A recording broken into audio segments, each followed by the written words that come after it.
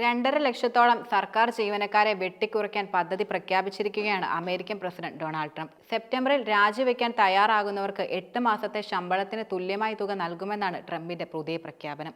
ജീവനക്കാർ ഫെബ്രുവരി 6-നകം വിവരം അറിയിക്കണമെന്നാണ് white house HR വിഭാഗത്തിൽ നിന്നും എല്ലാ ഫെഡറൽ ജീവനക്കാർക്കും ഇമെയിൽ അയക്കുകയും ചെയ്തത്.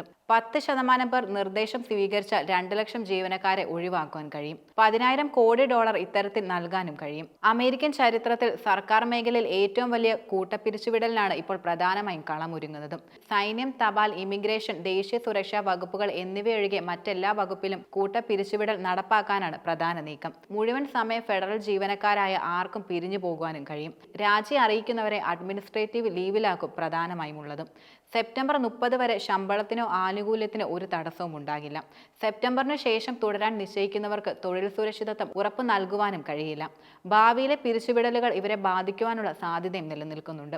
നീക്കം അപ്രതീക്ഷിത തിരിച്ചടികൾ ഉണ്ടാകുമെന്ന് American federation of government employees മുന്നറിയിപ്പ് നൽകിയിട്ടുമുണ്ട്. അതേസമയം വെടിനിർത്തൽ കരാർ നിലവിൽ വന്നിട്ടും ഗാസയിൽ ആക്രമണം അവസാനിപ്പിക്കാതെ ഇസ്രയേൽ അവരുടെ നടപടികളുമായി മുന്നോട്ട് പോവുകയാണ്. മുനമ്പിൽ ഇസ്രയേൽ ആക്രമണത്തിൽ ബുധനാഴ്ച 4 പേർ കൊല്ലപ്പെടുകയും ചെയ്തു. മാത്രമല്ല, മാരകമായി പരിക്കേറ്റ് ചികിത്സയിലായിരുന്ന 2 പേരും ഇതിൽ ഉൾപ്പെടുന്നുണ്ട്. 3 ദിവസത്തിനിടെ 5 ലക്ഷത്തിലേറെ പേർ വടക്കൻ ഗാസയിൽ തിരിച്ചെത്തിയിരുന്നു. കെട്ടിട അവശിഷ്ടങ്ങൾക്കിടയിൽ നിന്ന് 50 മൃതദേഹങ്ങൾ വീണ്ടെടുത്തതായി ഗാസയുടെ ആരോഗ്യ മന്ത്രാലയം അറിയിക്കുകയും ചെയ്തു.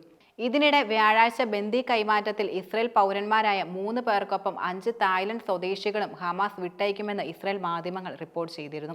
വെസ്റ്റ് ബാങ്കിലെ തുൽക്കരമിലും ജനീനിലും സൈനിക നീക്കത്തിൽ 18 പേരെ വധിച്ചതായും 60 പേരെ അറസ്റ്റ് ചെയ്തതായും ഇസ്രയേൽ സൈന്യം നിലവിൽ അറിയിച്ചിട്ടുമുണ്ട്. ഇസ്രയേൽ ആക്രമണത്തിൽ ഗാസയിൽ കൊല്ലപ്പെട്ടവരുടെ എണ്ണം 47,417 വർദ്ധിച്ചിരിക്കുകയാണിപ്പോൾ.